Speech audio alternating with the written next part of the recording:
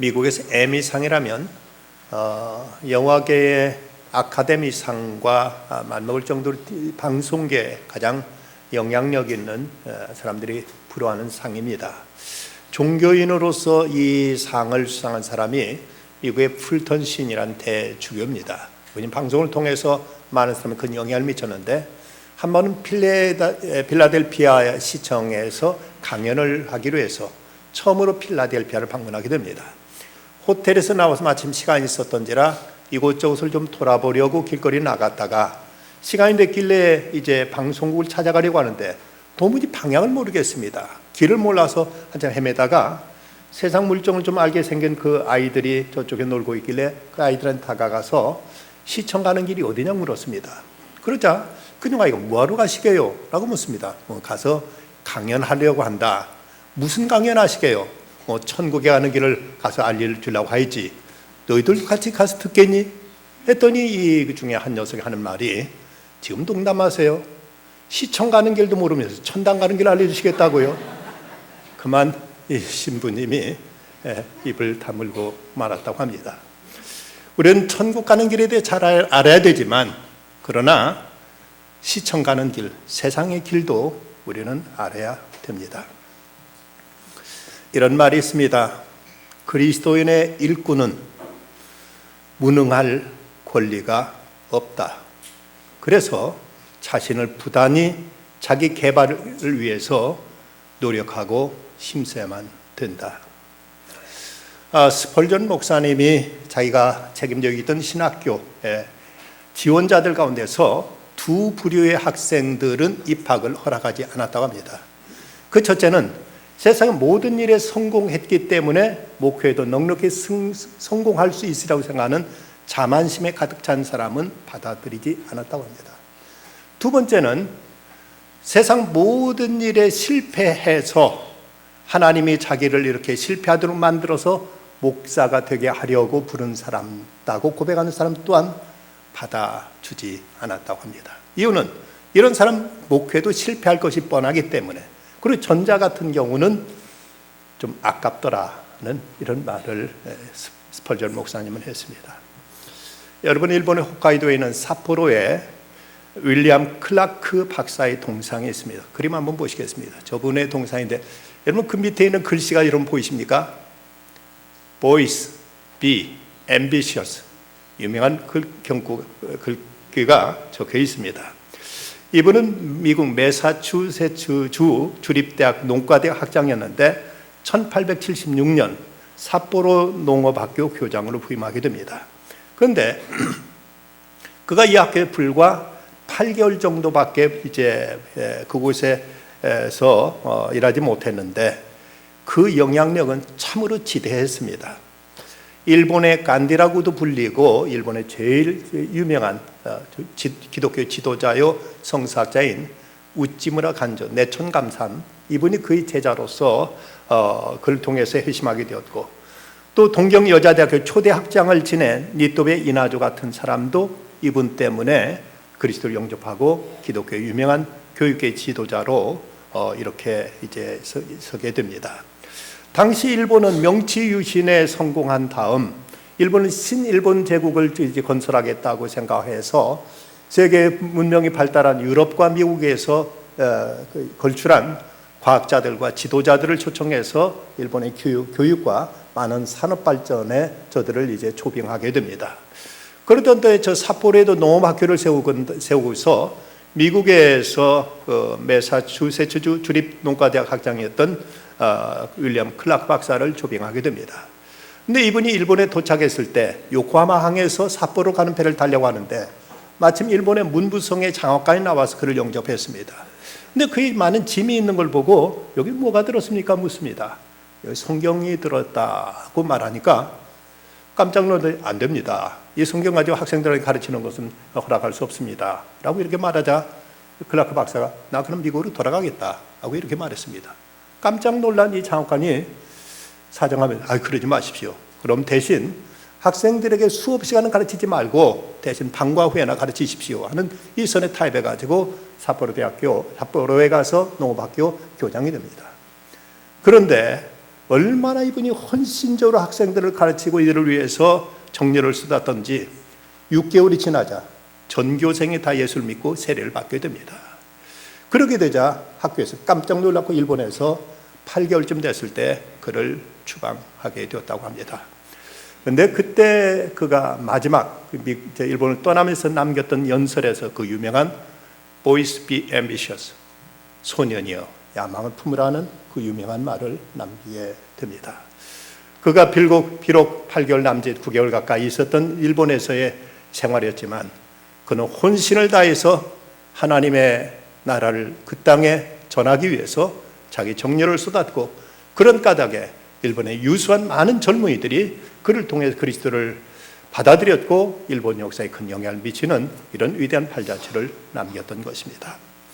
오늘 말씀해 보면 믿음의 조상 아브라함이 이 세상 불신의 세계 속에서 어떻게 믿는 자로서 이제 바른 처세를 하면서 세상에 영향력을 끼쳤는가를 우리는 배울 수 있는 좋은 이제 그 말씀을 우리는 모델을 여기서 이제 발견하게 됩니다. 오늘 말씀 배경은 저 팔레스타인 땅에 아브라함이 그 팔레스타인에 와서 얼마 정착한 지 얼마 되지 않던데 이때 저 북쪽에 있는 메소포타미아 지역의 시날, 엘라상, 엘람, 고인 등 네 나라의 연합군이 저 팔레스타인 남방 소돔 지역에 소돔, 고모라, 아드마, 수보임, 벨라 이 5나라에 갑자기 쳐들어오게 됩니다. 시딤 골짜기에서 이제 전쟁이 벌어졌는데 남방군들을 완전히 격파하고 그곳에 살고 있던 모든 이제 주민들을 포로로 끌고 가고 그리고 모든 재산을 약탈해 가지고 북쪽으로 이제 퇴각하고 있었습니다. 근데 그 와중에 소돔 지역에 살고 있던 아브라함의 조카인 롯과 그 가족도 모두 다 포로되어서 끌려가게 된 것입니다. 이런 이제 위기 속에서 이런 일이 닥쳤을 때 아브라함이 그때 어떻게 처신했는가를 통해서 우리가 이런 불신의 사람들이 많은 세상 속에서도 믿는 사람들이 어떤 행동을 해야 될 것인가를 우리는 배울 수 있는 중요한 교훈들을 우리는 얻을 수가 있습니다. 먼저 여기서 우리가 배울 수 있는 것은 그리스도인들은, 하나님의 백성들은 세상에 살면서 힘을 스스로 길러야 된다는 사실을 우리는 여기서 깨닫게 됩니다. 오늘 말씀 14절 보면 아브라함이 그의 조카가 사로잡혔음을 듣고 집에서 길리고 훈련한 자 318명을 거느리고 단까지 쫓아가서라고 말씀합니다. 그래서 아브라함은 자기 조카 롯이 그 전쟁 와중에 포로되어 끌려갔다는 소식을 듣자 자기 집에서 어떤 평소에 양성했던 그 가병 318명을 끌고 이제 그 전쟁에 나서게 됩니다.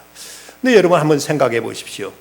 자기 집에서 318명이나 되는 군사를 양성한다는 거, 이게 간단한 쉬운 일이겠는가?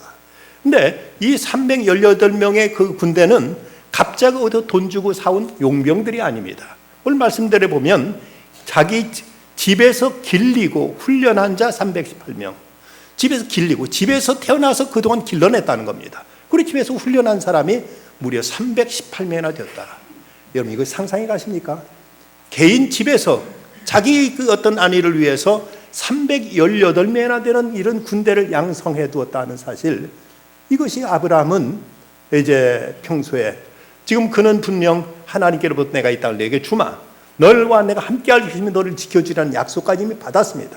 그랬으면 모르니 하나님께서 지켜주시리야 하고 그런 어떤 이제 외부의 공격에 대해서는 그냥 무방비 상태로 있어도 되리라고 생각할 수 있는 상황인데 아니다. 이런 이방 세계 속에서 내 스스로 지켜야 될 건 내가 지켜야 된다.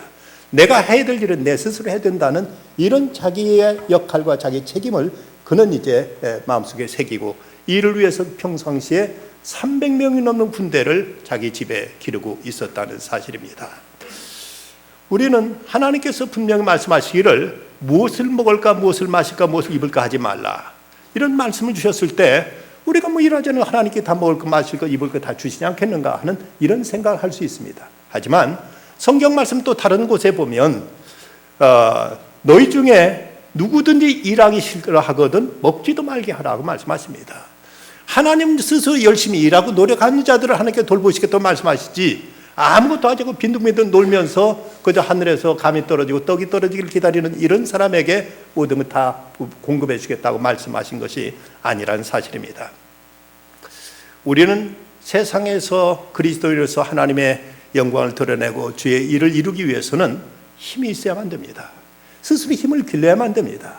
아무것도 하지 않고 그저 가만히 있으면서 우리가 하나님의 거룩한 영광을 드러내겠다는 것은 이건 망상입니다.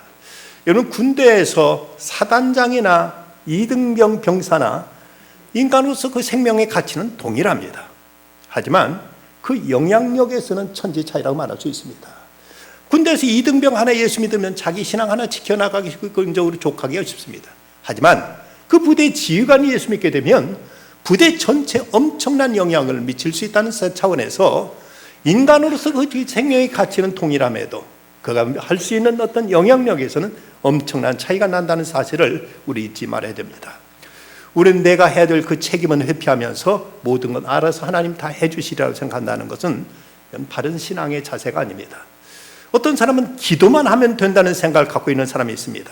신앙생활만 잘하면 하나님이 다 해결해 주신다는 말, 이 말은 절반은 믿음이고 절반은 미신입니다. 여러분, 내 스스로 아무것도 하지 않으면서 하나님이 다 해주신다는 생각, 이것은 결국 건강한 신앙인의 자세일 수 없다는 사실입니다. 그런데 힘을 키우는 데는 상당한 노력과 여기 희생이 따르게 된다는 것입니다. 하나님께 자기 생명보다 더 귀했던 아들 이삭을 하나님께 제물로 바쳤던 아브라함이지만, 그럼에도 그는 자기 자신과 가족들을 지키기 위해서 평상시에 300명이 넘는 이런 군대를 집안에 양성하고 있었다는 사실은, 그는 신앙이지만 누구보다 하나님을 신뢰했고 하나님 말씀에 순종했던 그였지만 자기가 해야 될 자기가 져야 될 책임은 결코 그는 외면하지 않았던 것입니다. 잠언서 24장 5절에 보면 지혜 있는 자는 강하고 지식인 자는 힘을 더한다고 말씀했습니다. 지혜가 있어야 강할 수 있고 지식이 있어야 힘을 가질 수 있다고 말씀하고 있는 것입니다. 우리가 입시철을 맞아서 우리 수험생들을 위해서 기도하고 있습니다. 그런데 기도하는 그 목적이 어디 있다고 생각하십니까? 단지 그 아이가 좋은 대학 들어가서 이제 거기서 이제 좋은 직장 나중에 취직하고 그래서 잘 먹고 잘 살라는 단순히 이런 뜻이라고 생각하십니까? 저들이 훌륭한 인재가 돼서 이 땅에 하나님의 사람으로서 세상에 영향을 끼칠 수 있는 이런 인재들이 되기를 바라는 마음으로 온 교회가 저들을 위해서 기도하고 있는 것 아닙니까? 저도 부모로서 자식을 위해 기도하는 것도 단지 저들 이제 나중에 커가지고는 나중에 좋은 직장 가서 잘 살아라, 그런 생각만 머물고 있다면 이것은 신앙으로서 바른 자세는 아닙니다.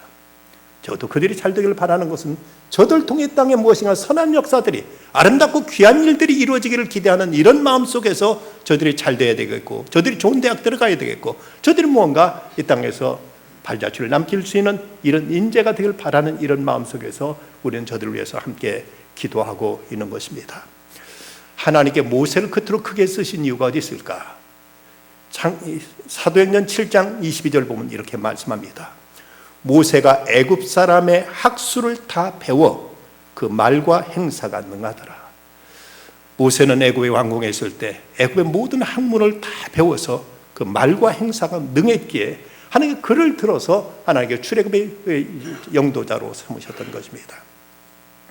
어쩌면 베드로가 더 바울보다 많은 점에 있어서 하나님의 은총도 받았고 그가 또 이제 교회의 반석이 될 수도 있었지만, 사도 바울이 더 많은 영향을 끼쳤던 것은 그는 참으로 많이 배운 사람이었고, 그는 이제 많은 인간적인 차질에 있어서 당시 솔로몬 이후 최대 현자가 가말리엘이라고 하는데, 가말리엘의 수제자가 바로 바울이었다는 사실, 이걸 우리는 잊지 말아야 됩니다. 하나님께서 이 아브라함을 크게 쓰셨던 것은 스스로 노력하는 사람이었습니다. 자기 자기 책임, 자기 역할을 다하고자 했던 것입니다. 또 하나 이제 두 번째 우리가 생각할 것은 이웃과 상호 협력과 우호 관계를 이제 유지해야 된다는 것입니다. 여기서 이웃이라면 두 종류의 이웃을 생각할 수 있는데, 먼저는 함께 하나님을 믿고 있는 그 자기 조카 롯을 생각할 수가 있습니다. 롯이 포로로 끌려갔다는 소식을 듣자 아브라함은 분연히 일어나서 군대를 이끌고 또 이웃의 동맹군과 함께 쫓아가서 끝내 자기 조카 롯을 이제 구출해 가지고 돌아옵니다. 그런데 오늘 말씀 바로 앞에 있는 창세기 13장에 보면 어떤 사건이 있는가 하면, 아브라함과 롯이 한 지역에 사는데 땅이 너무 좁습니다. 서로 목자들끼리 다툼이 생깁니다. 그러자 이때 아브라함이 말하기를, 땅이 너무 좁으니까 우리 갈라져야 될 것 같다. 내가 동쪽으로 가면 내가 서쪽으로 갈 것이고 내가 우편으로 가면 내가 좌편으로 가리라 하고 이렇게 말합니다. 그렇다면 적어도 조카인 롯의 입장으로서는 지금까지 자기 삼촌 아브람 때문에 여기까지 와서 그만큼 또 재산도 모았습니다. 이렇다면 삼촌이 먼저 좋은 데 고르시죠. 그럼 제가 다른 쪽으로 가겠습니다 하는 것이 예의입니다. 그런데 그는 전혀 체면도 생각하지 않고 가만히 보니까 저 소돔 쪽이 물이 넉넉하고 땅이 기름지자 내가 그 저쪽으로 가겠습니다 하고 삼촌은 전혀 예의도 갖추지 않고 자기가 덜썩 좋은 곳을 차지해버립니다.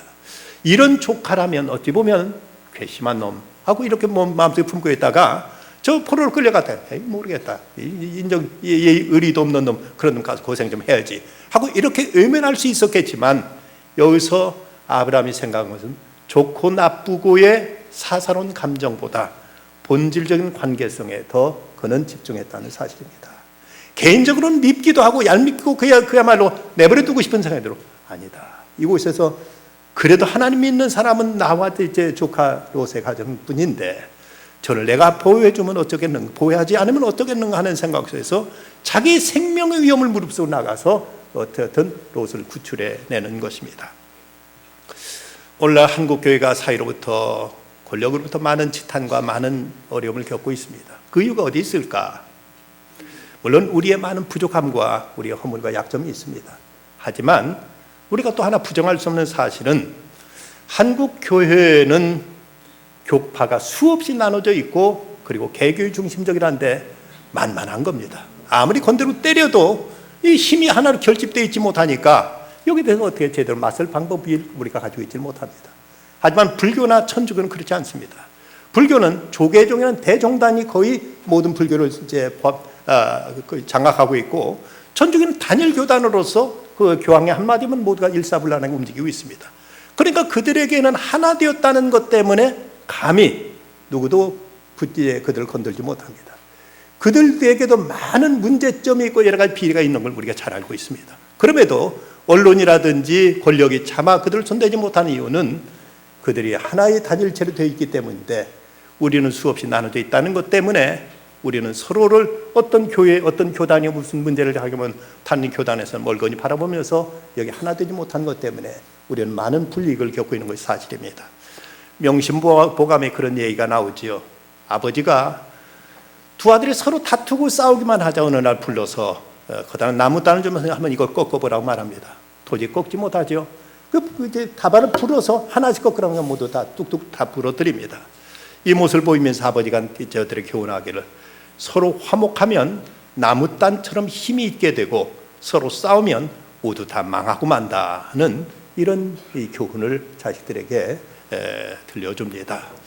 그렇습니다. 우리가 하나 되어야 되는데 하나 되지 못할 때 이렇게 세상으로부터 비난과 온갖 공격에 그대로 속수무책으로 당하게 되고 만다는 사실을 생각한다면 믿는 성도들이 서로 하나 되도록 서로 결속하도록 우리는 힘쓰고 우리가 같이 돌아보아야만 됩니다. 또 하나 두 번째는 믿지 않는 사람들과의 관계입니다. 오늘 말씀 13절 말씀 보면 그때 아브라함이 아모리 족속 마므레의 상수리 숲을 근처에 거주하였더라. 마므레는 에스골의 형제요 또 아넬의 형제라. 이들은 아브라함과 동맹한 사람들이더라 그 말씀합니다. 여기서 이제 우리가 얼핏 이해하기 어려운 것은 저들은 이방 사람들입니다. 이방인들인데 그런데 아브라함은 저들과 지금 동맹을 맺었다는 사실입니다. 어떻게 믿는 사람 믿지 않는 사람과 동맹을 맺을 수 있을까? 그런 아브라함은 현실적인 사람이었습니다. 그곳에서 이방인들과 함께 섞여 살면서 그들로부터 때로는 어떤 이제 농사짓는 법도 배우기도 하고 때로 그들에게 도움을 주기도 하고 서로 이제 같이 돕고 도우면서 같이 힘을 모으고 때로는 협력하면서 좋은 관계를 유지했다는 것입니다. 만약 그들과 아무런 관계를 맺지 않았다면 동맹관계에 있지 못했다면 아브라함의 그 318명의 군대를 가지고 어떻게 저 북방의 그 수많은 네 나라의 연합군을 가서 대항할 수가 있었겠습니까? 적어도 여기서 세 부족과 같이 그동안 동맹관계를 맺었기에 저들의 힘을 빌려서 이제 가서 싸울 수 있었고 또 그럴 수 있었던 것, 저들이 도와주었던 것은 아브라함이 그래도 318명이나 되는 군대가 있었기 때문에 저들도 아브라함이 가서 협조하고 같이 힘을 도와줬지 아브라함이 그만한 힘이 없었으면 그럼 네가 뭐라고 우리가 내가 널 도와주겠냐고 전혀 거들떠보지도 않았을 것입니다. 그런데 성경에 보면 그런 말씀 때문에 사람들은 오해하는 수가 있습니다. 성경 말씀 보면 너희는 믿지 않는 자와 멍에를 같이 하지 말라는 고린도후서 6장 14절 말씀이 있습니다. 어떻게 믿지 않는 사람과 같이 하느냐? 근데 이 말씀을 우리가 바로 이해하기 위해서는 고린도전서 5장 9절로 11절 말씀에 이런 말씀을 이해할 필요가 있습니다. 내가 너에게 쓴 편지에 음행하는 자들과 사귀지 말라 하였거니와, 이 말은 이 세상에 음행하는 자들이나 탐하는 자들이나 속여 빼앗는 자들이나 우상 숭배하는 자들을 도무지 사귀지 말라 하는 것이 아니니, 만일 그리하려면 너희가 세상 밖으로 나가야 할 것이라.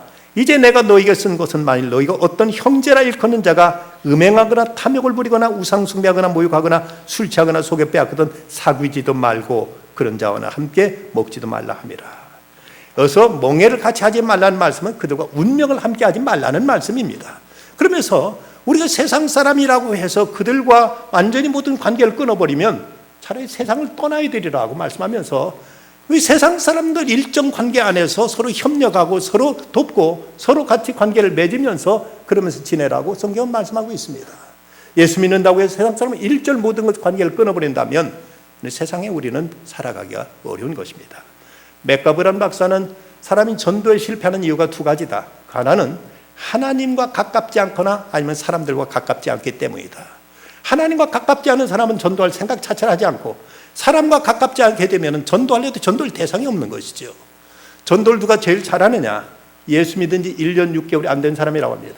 이런 사람은 믿지 않은 친구가 많은데 교회에 3, 40년씩 다니다 보면 믿지 않는 친구 자체가 없어서 전도하려고 해도 누구한테 찾아갈 사람이 없어서 못하는 경우가 많습니다. 우리가 전도하기 위해서라도 믿지 않는 사람들과도 좋은 관계 맺고 도와주고 돈 받고 도움 받는 이런 유대 관계가 필요하다는 것이고, 이것을 아브람, 우리 믿음의 조상인 아브람이 그렇게 했다는 사실을 우리는 명심해야 될 것입니다. 어떤 사람이 예수님한테 가이사에게 세금을 바치는 것이 옳으니까 옳지 아니하니까 묻자 예수님 하신 말씀, 가이사의 것은 가이사에게, 하나님 것은 하나님께 바치라 말씀하십니다.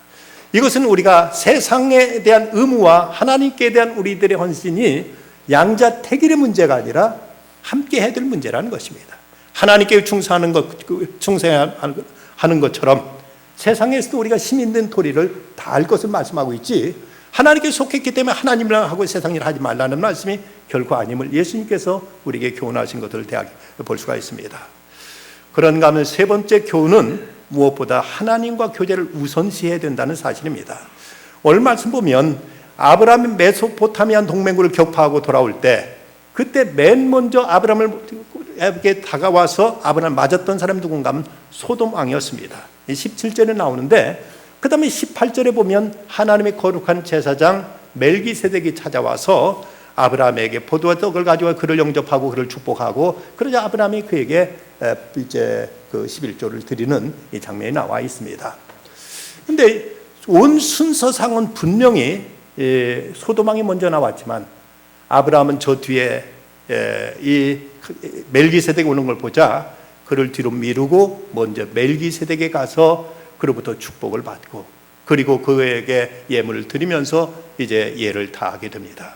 적어도 이 점에 있어서 아브라함은 모든 일에 있어서 먼저 하나님과 관계가 우선이다, 예배가 우선이라는 사실을 그는 생각했습니다. 그리고 나서 이제 멜기세덱과의 이제 예배와 그리고 그에 대한 자기 도리를 다하고 나서, 그리고 나자 그는 하나님께부터 받은 이 놀라운 은총을 생각하면서 그는 소돔 왕에게도, 소돔 왕이 내가 이제 되찾아온 것 중에서 사람만 내게 돌리고 모든 재산은 내가 다 차지해라 하고 말하니까, 아니야, 그러지 않겠다, 재산까지도 내게 소원 다 돌려주겠다고 깨끗하게 저에 대해서 그는 이제 믿는 자로서 선명함과 너그러운 모습을 이렇게 보일 수 있었습니다. 그렇게 한 이유가 어디 있을까? 하나님의 은총을 생각했습니다. 이렇게 내가 전쟁이 숫자도 얼마 되지 않는 거 가지고 와서 싸워서 승리하고 올 수가 있게 된 게 뭔가? 하나님의 은혜다. 하나님 나를 이렇게 축복해 주는데 내가 어떻게 저로부터 모든 것을 다 받을 것, 내 것이라고 다 챙기겠느냐 하고 너그럽게 대할 수 있는 마음이 그에게 생겼던 것입니다. 우리는 하나님과에 대한 예배에 실패하게 되면 우리는 인생 자체가 실패할 수 있는 위험이 대단히 높습니다. 만약에 아브라함이 여기서 먼저 하나님께 예배하는 그 자세를 잃어버렸다면 그는 이방인들 속에 속해서 그들과 같이 부대끼면서 그들과 같이 어울리면서 점점 이방인으로 전락해버리고 말았을 것입니다. 하지만 아브라함은 어딜 가든지 먼저 하나님께 제단 쌓는 생활을 그는 우선했습니다. 전쟁에 돌아오면서 그를 먼저 맞은 것도 분명 소돔왕이었지만 그가 상대한 것은 멜기세덱 하나님의 제사장이었다는 사실입니다. 1960년대 미국의 호켄다이크 같은 신학자가 나와서 새로운 선교학 미시오데이라는 하나님의 선교라는 이런 그 선교를 주창하게 됩니다. 이전까지는 그리스도 중심적인 선교로서 믿지 않는 사람들에게 예수 그리스도를 전함으로 저들 하여금 그리스도를 구주로 영접하게 해서 그래서 저희들이 영원히 구원받는 것에 선교에 초점을 두었습니다. 그런데 이 호켄다이트가 주장한 이 미시오데이라는 이 선교학은 그저 영혼을 구원하는 것만 족해서는 안 된다. 저들 삶은 통전적으로 저들 모든 것에 하나님 나라가 임하도록 해야 된다 하면서 그러면서 저들이 어떤 이제 경제적인 면에서나 정치적인 압박으로부터 자유라든지 하는 사회적인 면에 더 관심을 갖게 됩니다. 그러면서 호켄다이가 썼던 책 가운데 어떤 책이는가 하면 그가 이제는 모이는 교회에서 이제는 흩어지는 세상에 흩어지는 교회로 나가야 된다는 이런 주장을 그가 하게 됩니다. 그 이론이 당시 미국 사회뿐만 아니라 세계에서 선풍적인 인기와 관심을 끌었습니다. 그렇다. 우리가 그동안 모이는 데만 너무 애써왔다. 이제는 모이는 것이 중요한 것이 아니라 세상 속에 흩어져서 각기 있는 곳에서 그곳에서 빛이 되고 소금이 되어야 된다는 이런 관인데 이제 이런 그 외침에 많은 사람들이 귀를 기울였고 그리 세상의 속으로 흩어져 들어갔습니다. 근데 그 결과는 참담했습니다. 저들이 모이는 것을 중요시 않고 흩어지는 것만 힘썼더니 완전히 흩어져 없어져 버리고 만 것입니다. 모여서 하나님 말씀을 통해 훈련받고 모여서 하나님께 예배하면서 신앙으로 다져지지 않는 채 이제 계속 흩어져 버렸더니 다시는 흩어질래도 흩어질 수 있는 사람 자체가 사라져 버리고 만 것입니다. 우리는 하나님 앞에 나와 예배하면서 내가 하나님의 사람이라는 정체와 그리고 하나님은 사람을 어떻게 살아야 될 것인가를 우리는 훈련받고 그리고 나서 세상에 나가서 그리스도로서 살아가야 될 사람들이지 모이지 않고 세상에 나가서 얼마 동안만 머물리면 세상 사람과 똑같이 돼버리고 맙니다. 종교 심리학적으로 4개월만 교회 안 나오면 그 사람 의식과 모든 가치관이 세상 사람 불신자들과 똑같아진다고 합니다. 모이는 일이 그래서 중요한 것입니다. 하나님 앞에 먼저 나와 예배드리는 것, 이것이 우리에게 중요한 것이죠. 그리스도인들은 교회에 나와서 세상을 섬기는 성도로 훈련되어서 곳곳으로 나가서 하나님 나라를 세워야 됩니다. 그런데 우리가 교회에 모이기만 하면, 교회 생활만 하면 사탄은 어쩌면 교회에 대해서는 포기할지 모릅니다. 대신 우리로 하여금 세상을 포기하게 만듭니다. 우리는 하나님 앞에 나와서 예배하는 것이 대단히 중요합니다. 그러나 또 이제 세상도 책임져야 될 사람이 바로 우리라는 사실입니다. 그리고 어느 한쪽만이 아니라 먼저 하나님 앞에 나와서 경건히 예배드리고 그리고 나가서 세상에 나가서 그리스도의 사람으로 역할을 하면서 그곳에 그리스도의 사랑을 전하고 그리스도의 복음을 전하면서 그리스도인으로서 해야 될 책임을 다해야 되는 것입니다. 둘 중에 어느 하나가 아니라 우리는 둘 다 해야 되지만 그러나 먼저 중요한 것은 하나님 앞에 나와 예배하면서 거기 하나님의 사람이란 정체를 분명히 하고 그리고 세상 속에 들어가서 빛과 소금이 되어야 된다는 사실입니다. 크리스찬 변호사로 유명한 엄상익 변호사가 있습니다. 이분 책도 많이 썼습니다만 이분이 책 가운데 소개한 얘기에 이런 얘기가 있습니다. 서울 변두리 허름한 지하에 교회를 개청한 박민철이라는 50대 된 늦깎이 신학생이 그가 신학을 늦게 시작한 만큼 열심히 그런 전도지를 만들어 가지고 집집을 다니면서 전도를 했습니다. 그런데 아무리 집 앞에 가서 배를 눌러도 도무지 문을 열어주는 사람이 없습니다. 아무리 이렇게 전도를 돌려도 한 사람도 전도가 되지 않자 그는 방향을 돌려서 교회를 개방해 가지고 교회들의 이제 청소년과 어린 전도로 방향을 돌립니다. 근데 금방 교회는 어린이 놀이터로 되었습니다. 근데 어느 날 새벽 기도하는데 갑작스럽게 경찰이 들어닥쳐 가지고 그가 초등학교 3학년짜리 아이를 성추행했다는 신고가 받았다고 그를 끌고 가버립니다. 너무 황당했는데 어쨌든 자기가 그동안 하나님 앞에 성실하지 못했다는 그 생각 속에 다 제 잘못입니다 하고 내 탓이요 한마디 한 것 때문에 범죄를 시인한 꼴이 돼가지고 그는 구치소에 수감돼 버리고 말았습니다. 성추행범으로 그가 구치소에 수감되자 하나님, 제 목회는 다 끝났습니다. 성추행범이 무슨 낯으로 목회를 합니까? 너무나 억울합니다. 제가 그런 사람이 아니라는 거 하나님이 아시지 않습니까? 왜 이렇게 철저하게 저를 파멸시키십니까? 하고 이렇게 하나님 앞에 부르짖었습니다. 그러면서 감옥 강도방에서 수감된 그가 이 어이없는 현실 앞에서 그는 왜 이런 일이 닥쳤을까 곰곰이 생각해 봤습니다. 문득 생각나는 건 하나 있었습니다. 집집이 다니면서 아무리 배를 눌러도 문 열어준 님 하나가 없자 그가 그때 불평하면서 했던 말이 있었습니다. 차라리 감옥에 나가 전도하는 게 낫겠다 하고 그렇게 말했던 것입니다. 내가 그 말한 것 때문에 이렇게 된 것 아닌가 하고 생각하니까 한편 마음에 풀렸습니다. 그러면서 그가 깨달았던 것은 그 비싼 전도지 만들어 가지고 다니면서 열어주지도 않는 집 가서 문 열어달라고 애쓰는 것보다 차라리 여기서 소외되고 버림받은 사람들, 인생에 실패한 사람들, 이들에게 복음을 전하고 이들을 섬기는 것이 오히려 하나님 뜻이 아닐까 하는 생각을 합니다. 그런데 다행히 그가 그 혐의가 벗겨져 가지고 그는 풀려나게 됩니다. 그리고 나서부터 그는 오히려 이제는 방향을 돌려서 전 교도소 선교에 혼신을 쏟으면서 어두운 지역에 빛을 전하는 이런 전도자로 거듭나게 되었다고 합니다. 너희는 세상의 소금이요 너희는 세상의 빛이라. 이같이 너희 빛이 사람 앞에 비치게 하여 그들로 너희 착한 행실을 보고 하늘에 계신 너희 아버지께 영광을 돌리게 하라. 우리는 세상의 소금과 빛이 되기 위해서는 내 자신 먼저 힘이 있어야 됩니다. 힘을 길러야 됩니다. 그리고 믿는 사람들이 하나로 일치 단결해야 되겠고 믿지 않는 사람들과도 우호적인 관계를 맺을 필요가 있습니다. 나가서 우리는 이를 위해서 무엇보다 하나님 앞에 예배하며 주님 앞에 내 자신의 정체를 분명히 세워가는 일이 무엇보다 중요합니다. 그럴 때 우리는 그리스도로서 이 땅에 우리를 세우신 하나님의 뜻, 세상을 변화시키고자 하시는 하나님의 거룩한 역사를 이뤄낼 수 있게 될 것입니다. 이 은혜가 우리 모두에게 함께 하시기를 간절히 소망합니다. 기도하시겠습니다. 자비로우신 아버지 하나님, 오늘도 이렇게 불러주셔 주의 제단에 있게 하심을 감사합니다. 하지만 저희들에게 또 세상을 변화시키라고 명하셨사오니 저에게 스스로 힘을 기를 수 있게 해주시고 믿는 이들과 믿지 않는 이웃들과도 좋은 관계를 유지할 수 있게 알려주시되 무엇보다 하나님의 관계를 더욱 돈독히 하는 중에 어디서나 빛의 사자로 살아갈 수 있는 저희들 다 되게 해 주시옵소서. 예수님의 이름으로 기도드리옵나이다. 아멘.